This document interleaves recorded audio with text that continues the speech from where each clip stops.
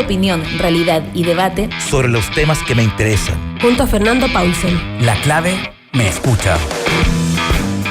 ¿Cómo están? Bienvenidos a Combinación Clave. Partimos de inmediato con nuestra primera entrevista. Ella es la doctora Charlene Kass, médico urgencióloga y jefe técnico de la unidad de urgencia del Hospital Regional de Antofagasta. ¿Cómo está usted, doctora? ¿Cómo está, Fernando? Buenos días. ¿Todo bien por acá en Antofagasta? Sí, hemos oído noticias bastante apremiantes de todo lo que ha tenido que ver con algunas ciudades del país y el informe epidemiológico, Antofagasta por el norte, Iquique también, Puerto Montt por el sur, han vuelto a tener muchos casos activos. ¿Y cómo se está viendo eso en los territorios mismos, doctora? Así es, lamentablemente pertenecemos a una de las ciudades con mayor cantidad de casos activos. No ha sido fácil. Nuestra ciudad la región completa está bastante afectada por esto. Pocas camas, muchas atenciones. En el caso nuestro, como Xochimilco, como medicina de urgencia, la unidad bastante colapsada la semana pasada con muchos pacientes, pero estamos siempre bien y tratando de tener energía para poder atender a los pacientes de la mejor manera. ¿En qué se basa, cree usted, doctora, o si no sé si ya saben cómo fue o por qué este alza muy fuerte, particularmente en Antofagasta? Bueno, creemos que nosotros estábamos en fase de transición hace poco tiempo, en fase 3, y lamentablemente la fiesta, Año Nuevo, Navidad, Amigo Secreto, etcétera, etcétera, fueron haciendo de que este amigo secreto, el COVID, estuviera ahí con cada uno de los antofagastinos y cada día aumentar los casos poco a poco. Y como usted bien lo sabe, es una enfermedad que no es fácil de controlar si no nos cuidamos y no nos quedamos en casa. Hace pocos días la ciudad estaba incluso ya en cuarentena, costó mucho que la gente entrara a sus casas y se quedara ahí. La playa se veía mucha gente, etcétera, en el centro de la ciudad mucha gente. Es una enfermedad que, como se sabe día a día en las noticias, la gente siempre está en la calle haciendo fiestas. Acá también hay fiestas clandestinas y es triste porque quienes estamos en el otro lado atendiendo a las familias, a los pacientes, darles esta noticia de que el paciente falleció, está en muy malas condiciones o que tenemos que intubarlo y que además estamos muy cansados por todo lo que está pasando. Nos queda más que seguir en esta lucha día a día. Sí, hay un punto ahí, doctora, que me gustaría si nos pudiera ilustrar de cómo ocurre. Cuando empiezan a limitarse las posibilidades de gestionarse camas o de gestionarse todos los implementos o empiezan a escasear por cansancio los miembros del equipo, de los equipos médicos, ¿en qué momento se toma una decisión de dar cuenta de situaciones de ese tipo cuando empiezan a estar en niveles límite? Bueno, esto más o menos comenzó ya desde el 10 de diciembre, se empezó a ver un aumento de las atenciones de urgencia respiratoria, es decir, pacientes que consultaban ya por sintomatología. Ya el 4 de enero, el lunes 4 de enero fue un super lunes para nosotros, donde fue algo exponencial. Ya la curva se demostró de manera vertical. Una cantidad de pacientes increíble, donde nosotros teníamos una relación 1-2, 1-3 en cuanto a atenciones no respiratorias, y ya el día lunes se cambió totalmente esta relación y teníamos muchas atenciones por urgencia respiratoria. Ya el martes pasado teníamos 7 pacientes en una unidad de urgencia ventilados, sin posibilidad de cama ninguna. En la misma ciudad de Antofagasta había muchos pacientes, SAMU con muchas llamadas, sin tener ambulancias tampoco, porque a veces no entendemos todo el proceso. O sea, los pacientes no llegan directo a la UCI. Son pacientes que son rescatados de sus casas o desde la calle. Hubo una paciente también que no podíamos rescatarla porque no teníamos ambulancia para poder sacarla porque estaba con dificultad respiratoria en la calle, así nos llamaron al 131 y lamentablemente la situación fue extenuante la semana pasada para nosotros como región, donde ya la gente me solicitaba vacaciones y es tan difícil negar las vacaciones. Yo como le puedo decir a las personas, ¿sabes qué? No tengo demasiados casos, siga trabajando. Eso es extremadamente difícil. Y más difícil aún estando al norte del país, donde a pesar de que teníamos una universidad, no es tanta la oferta de profesionales de salud como es en la región metropolitana y cómo consigo reemplazos para esa gente. Es muy difícil poder decirle, sí, váyase de vacaciones que contrato a alguien más para que lo reemplace. Eso no es fácil. Gestionar incluso hasta el personal de salud es una manera bastante difícil para nosotros como región. Sin embargo, estamos día a día tratando que esto funcione y que podamos hacerlo de la mejor manera. Sí, hay en ese sentido hay toda una ha habido una conversación, doctora Kass, sobre cómo cohabitan en un mismo territorio lo que podríamos denominar las enfermedades normales, digamos, las personas que tienen ataques, las personas que tienen alguna necesidad permanente de tener atención médica cuando está una pandemia y cuando las cosas de alguna manera escasean. ¿Cómo se por uno u otro? Sí. Voy a tocar un punto muy importante, porque lamentablemente no todo es COVID. Lamentablemente hay personas que se infartan, hay personas que le dan un accidente cerebrovascular, que son enfermedades tiempo dependientes. Hay personas que le dan una apendicitis, lamentablemente hay mucho trauma, personas que han tenido accidentes en moto, apuñalados, heridas por bala, etcétera. Tantas cosas que pudiésemos nombrar y tenemos que hacer que este sistema siga funcionando. Nosotros en la urgencia seguimos recibiendo a todo el mundo. Hay partos, etcétera. Y es difícil poder, además, generar una atención oportuna. Hay mucha gente que consulta muy tardía, cuando ya lamentablemente están en demasiado grave, y por eso tratamos de poder sectorizar las atenciones de urgencia. La semana pasada nosotros tuvimos que cambiar todo el sistema de urgencia en la región, tener que hacer que todo lo que es APS, de atención primaria, lo que llamamos SAPU, SAT, puedan funcionar de manera que este respiratorio, este no respiratorio, y tratar de que la gente entienda este nuevo sistema de salud para que puedan acudir al sector más oportuno y más adecuado de acuerdo a lo que están sintiendo en ese momento y nosotros poder rescatarlos como hospital regional para poder tener ahí la atención más especializada. Sí, y eso desde el punto de vista de la coordinación, ¿cómo se hace? ¿Se hace en autoridades locales? ¿Se hace cuánto apoya o aporta la institucionalidad central sanitaria?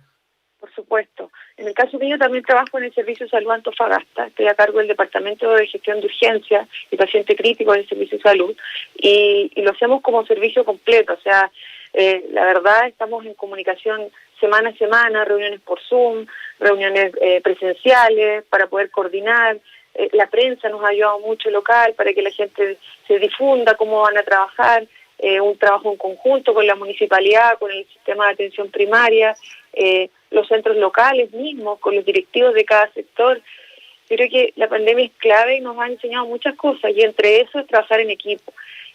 No se puede trabajar de manera aislada, porque lamentablemente no se va a tener todo lo que queremos tener para poder atender a un paciente de mejor manera. En esta región tuvimos que trabajar de una manera conjunta, transformando sectores.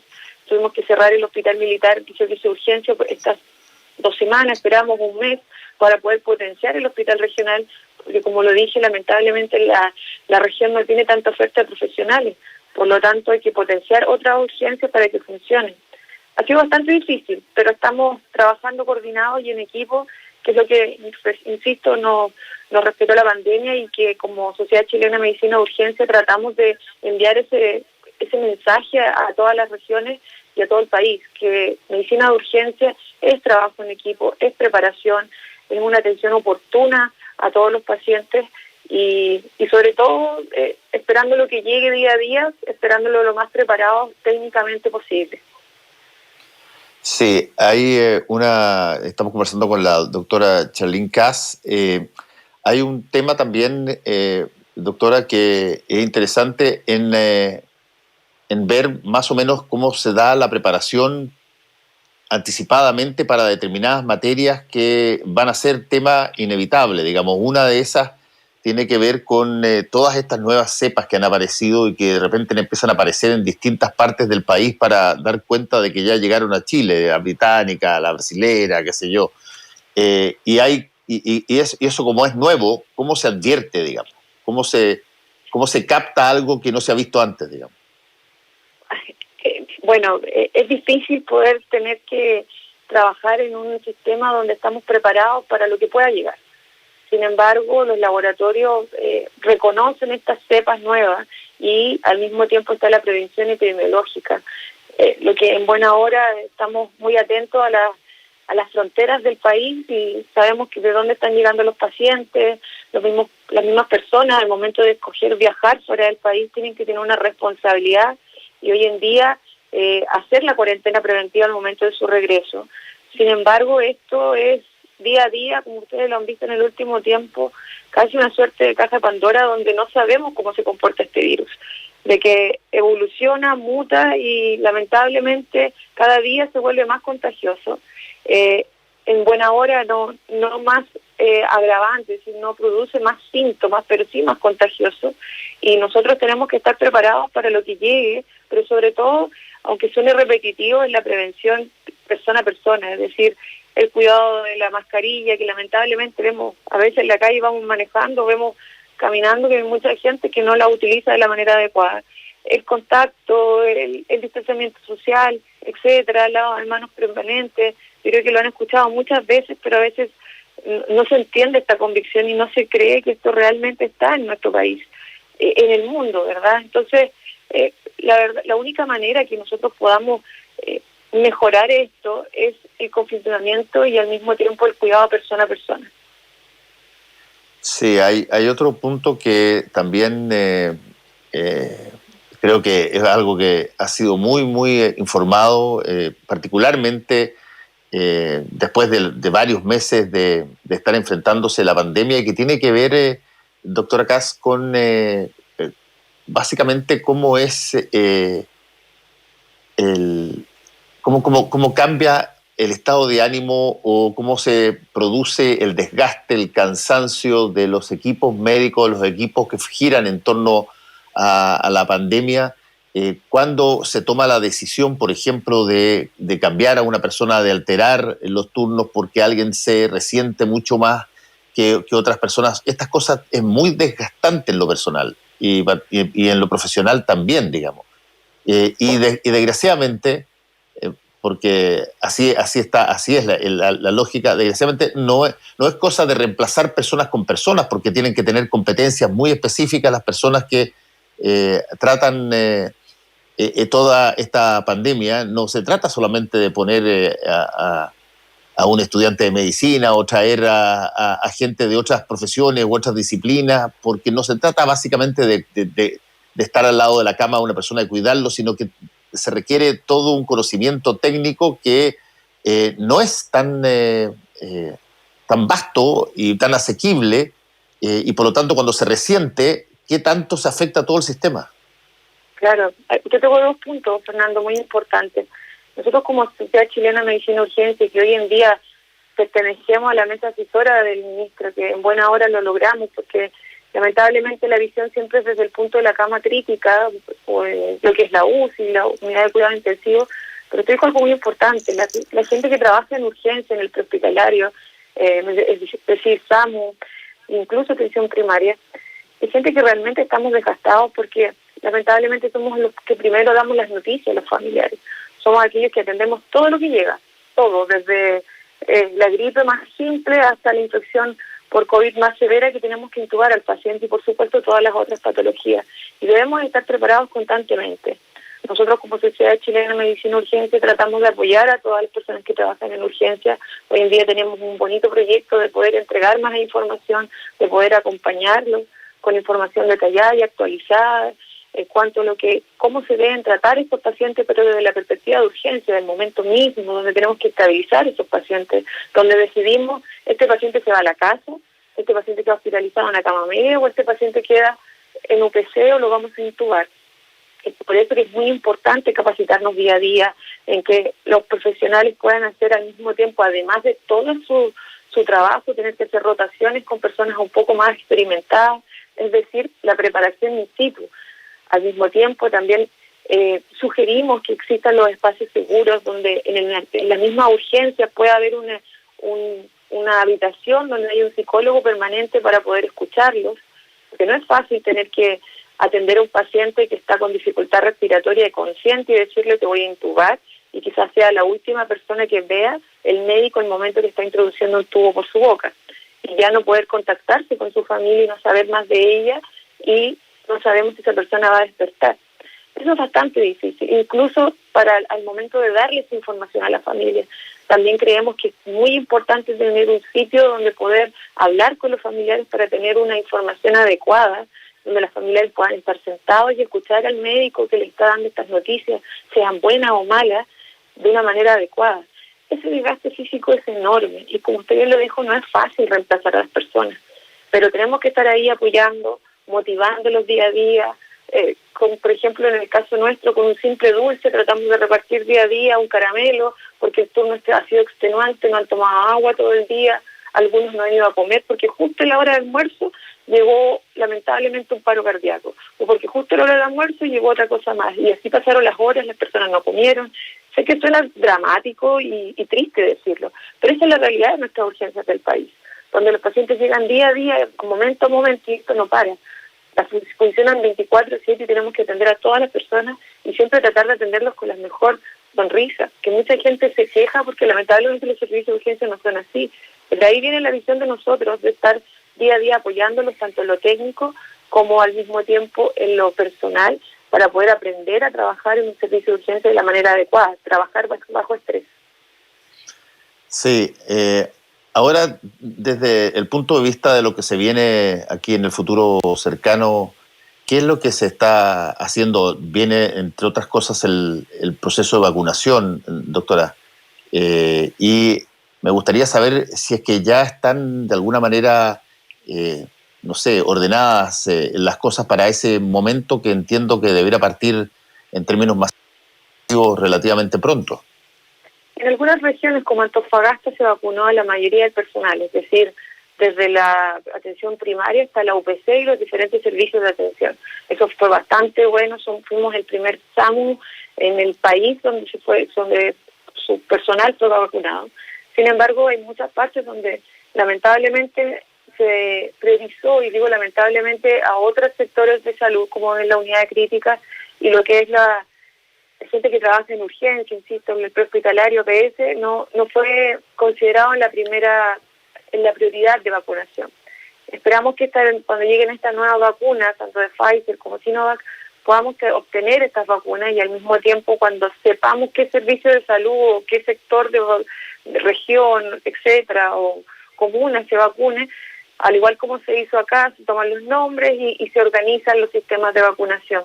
Esperamos que sensibilizar que aquellos que atendemos a todos los pacientes sin tener idea en ese momento que está llegando, si es o no COVID, podamos ser vacunados como así tanto se requiere, porque esto no para, insistimos, y lamentablemente no sabemos quién tiene esta enfermedad y quién no, y por lo tanto esperamos ser vacunados como así se nos ha dicho, en lo más pronto posible.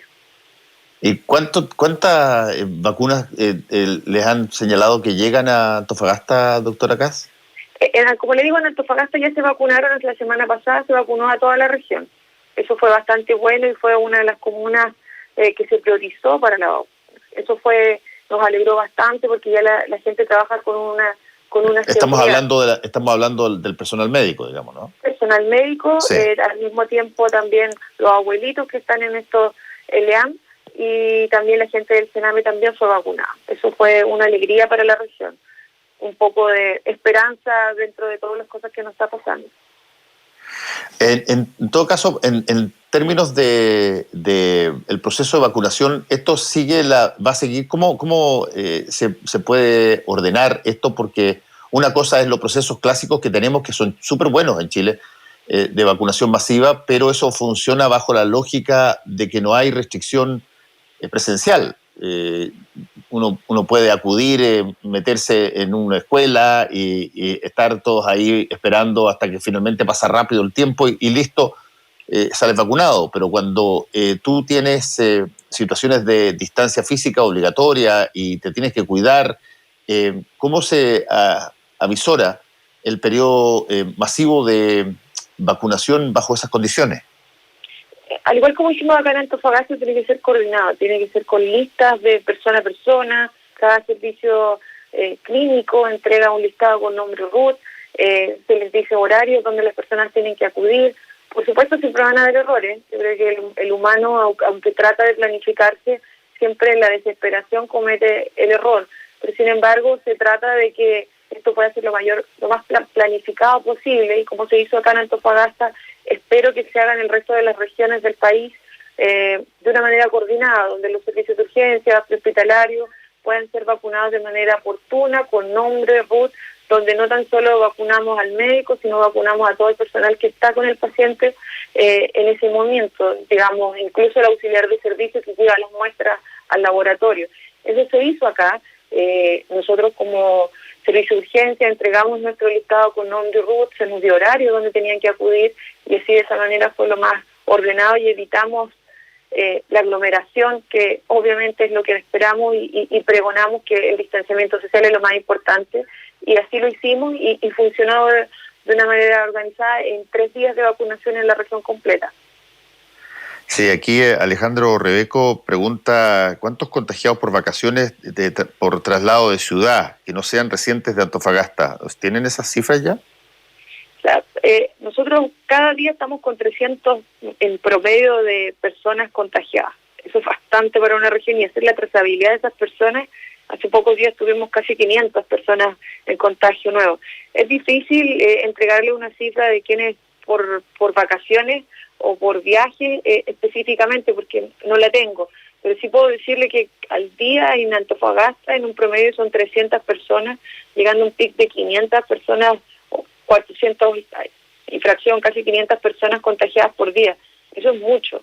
Y eso hace difícil también a los equipos que tienen que trazar eso, verificar todos los contactos estrechos, y lamentablemente, así como también no hay cámaras, también es difícil poder contactar a todas esas personas, darle la licencia médica, etcétera. Entonces, tratamos como región Antofagasta poder coordinar todo eso y que la gente entienda de que tienen que estar en su casa hasta tener el resultado exacto. Sí. Y existe la posibilidad de conectarse con otras comunas que están aledañas. Ahí estamos hablando de un territorio sumamente amplio. Entonces, ¿cómo se puede generar algún tipo de colaboración con las otras comunas que están en el norte ahí? Y particularmente claro, en toda la zona minera, ¿cómo se monitoriza eso? Por supuesto, nosotros somos una región con mayor territorio en todo nuestro país. Nosotros tenemos comunas como Taltal, Mejillones, Tocopilla, Ollagüe, Calama, pero nosotros como servicio de salud estamos permanentemente en contacto. Tenemos videoconferencias que son estas comités todos los días, o por lo menos 2 veces a la semana, en la cual preguntamos cómo están, vemos las necesidades. En el caso mío como jefe del Departamento de Urgencia de la región, contactándome con cada servicio, con los jefes de urgencia, cuáles son sus necesidades, si necesitan ventiladores, si necesitan insumos, tanto así como medicamentos básicos para poder intubar a los pacientes. En algún minuto no los tuvimos y se acabaron. Y tener que buscar otras opciones de los cuales los médicos no estaban preparados, medicamentos que no se usaban hace mucho tiempo. Y así lo hicimos la vez pasada y esperamos que eso no suceda en esta región nuevamente. Al mismo tiempo, sí, funcionar como una red integrada de ambulancias que tienen que trasladar un paciente de 3 horas de camino, como es Taltal, hasta Antofagasta.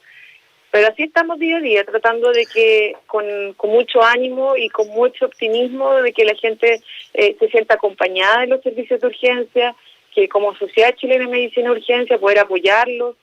Si bien es cierto, en esta región no somos muchos los especialistas, en esta región somos 5 especialistas de medicina de urgencia, urgenciólogos, pero tratamos de hacerlo mejor, haciendo reuniones clínicas, nos conectamos por Zoom todos los jueves a las 9 de la noche. Es desgastante, no lo voy a mentir, pero sí estamos día a día y tratamos también que en el país pueda ser de la misma manera como Sociedad Chilena de Medicina de Urgencia, apoyar a cada una de las personas que trabajan y mucho más en esas personas que son médicos generales que están en zonas apartadas sin tener la cantidad de recursos como es en un hospital terciario donde se tiene todo.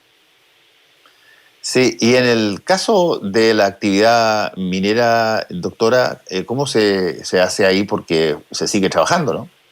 Exactamente. Estamos en reuniones con la Seremi del Trabajo para poder mitigar esto, hacer la prevención, hay varios protocolos en cuanto a las personas que suben a las mineras, tomas de PCR, exámenes por en sangre, de antígenos, poder evitar la diseminación. Sin embargo, esto sigue día a día y por eso tenemos que trabajar tanto como Servicio de Salud, Seremia de Salud y con la Seremia del Trabajo y de Minería para que esto no se desborde y, como usted bien lo dice, no por continuar una jornada laboral tengamos más casos clínicos. Sí. Eso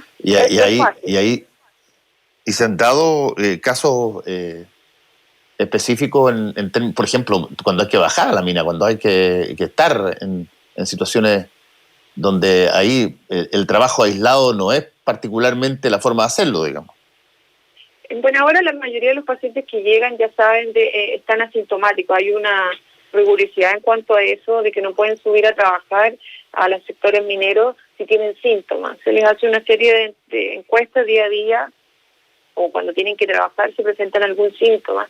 Y si alguno de ellos presenta un síntoma o dos, aunque sean menores, bajan inmediatamente a la ciudad y los servicios de urgencia tenemos que atenderlos.